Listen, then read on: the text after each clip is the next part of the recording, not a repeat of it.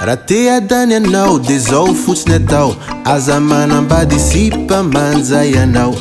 Raha adany anao de zao fotsiny atao, aza manambady sy mpamanjay anao.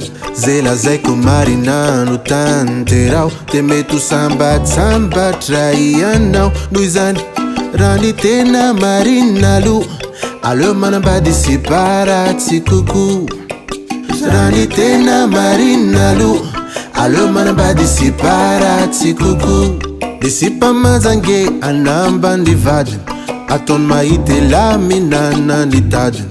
Vao vita ny mariage de faraikitra ny azy, ny fola io ratrainy ataony mokinazy.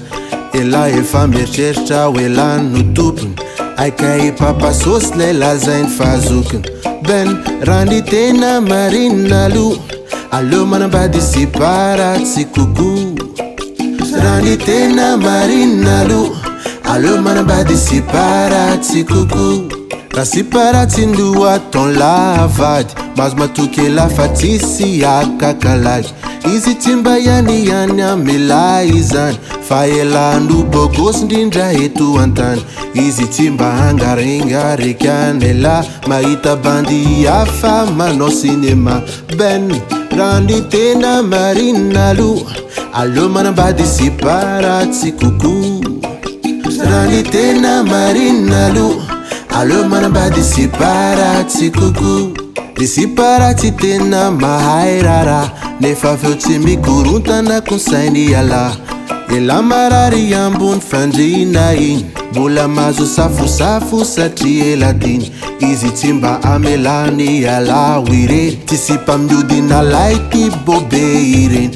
Banty raha ny tena marina aloha, aleo manambady sy paratsy kokoa.